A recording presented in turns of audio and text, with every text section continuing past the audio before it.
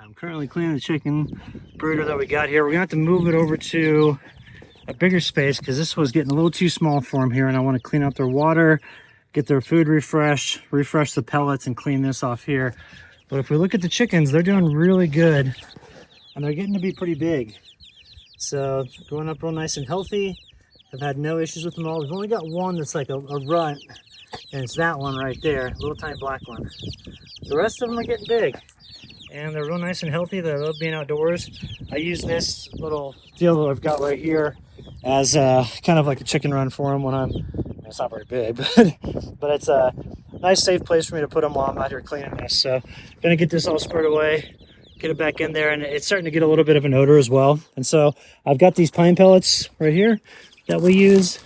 Always has a nice fresh smell, and get that switched out. We'll be good to go, get them back in the camper. And then the temperatures are pretty good. I mean, we're only going to have freezing temps Saturday and Sunday, and then after that, you know, at the nighttime, after that, we're good to go going forward. And then I'll be able to get these little chicks outside more. And then we're going to start building the chicken coop, which is going to go right over in that section right there. So looking forward to getting started on this stuff and just get the next phase of the chicken development going. All right, ladies, we got you a nice clean setup now. Look at this. It's perfect. We got their food, got a fresh deal of water, cleaned off the warming plate. We're at one of the backside. This is like the southwest side of my place. What's cool about this area is there's all these big rocks that are all over the place, these big boulders. And there's lots of baby pine trees that are underneath these junipers. And so I'm not going to take the junipers all the way down because I want to have a mixture of shade and then also just like a cool zone. And those junipers definitely provide that with how much sun blockage they have, because it's, you know, it's a pretty dense looking tree, so it blots out lots of sun. But open up the small areas, and then also too, there's some other plants that are on the ground that I think could use a little bit more moisture. I'm going to start working on the scrub brush as well. And this is a really great view coming down this way when you come down my road right there. And I cut this on the back side here because I knew the views would be good going that way. And so I wanted to get to this project for like a year.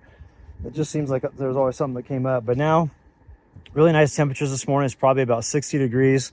This little one right here has been running around having a blast, so she's staying put with me. And I figured I might as well come over here and open up these pines. And also just, you know, limb the junipers as well. Create some better corridor for wildlife, because there's lots of deer and elk around here. I've been seeing a bunch every time I've been rolling back to my place around dusk. And just want to make the environment over here, just improve it just a little bit.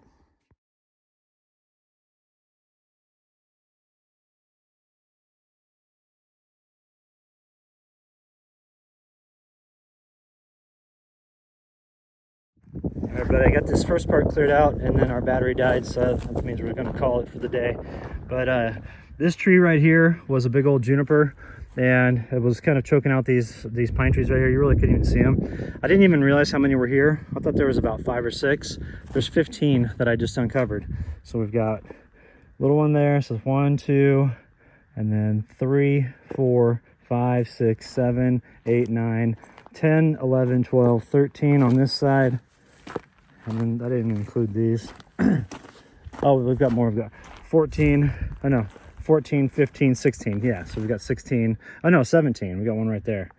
So lots of cool little pine trees from underneath here. And open all that up. And then I'm gonna go ahead and build a swale right here. So I'm gonna link it in with this rock. And then it's gonna come around this way right here and go back and kind of encompass, like if you see like the brown line, the dirt.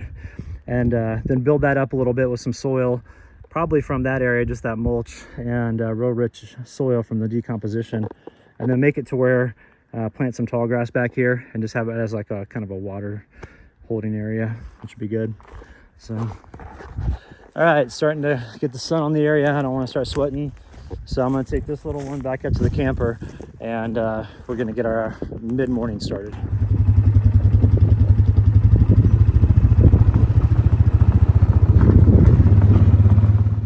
Check out that century plant. It's really growing up fast. Just a couple days ago, it was just starting to come out of there, and now it's a good 4.5 feet, 5 feet tall.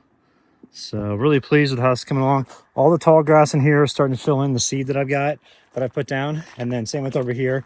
As I continue to drain the hot tub, every time that I do, I'm kind of damming up the little irrigation creek, little irrigation ditch that I have here to spread the water out over the entire area. And so that's really going to help. The tall grass is coming in really nice.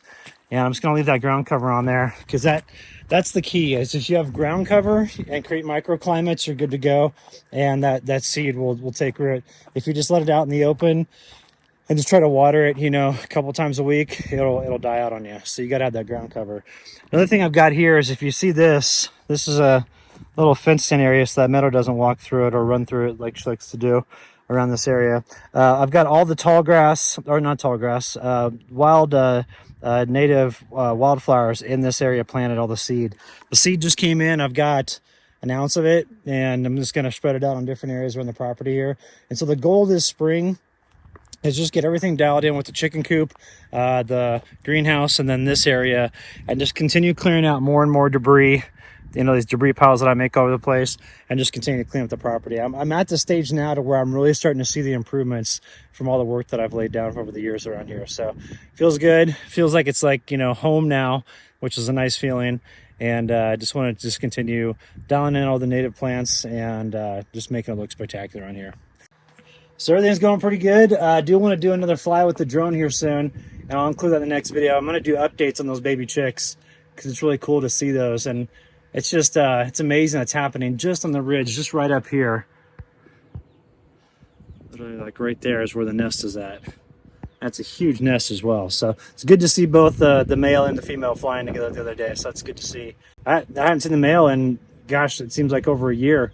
And maybe I just wasn't looking close enough, but I just didn't see him flying in the sky. He's a little bit smaller than the female. The female's the biggest one, but both impressive birds, and it's awesome to see him flying around out back here. All right, everybody, thanks a lot for tuning in. Big 5-0. Thank you for all the birthday wishes. I appreciate it. We're just going to be jamming around here, like I said, for the next month or so. And then after that, we'll see about maybe going on a little fly fishing trip to the Eastern Sierras. So enjoy the rest of your weekend. Thanks for tuning in, and we'll see you in the next video.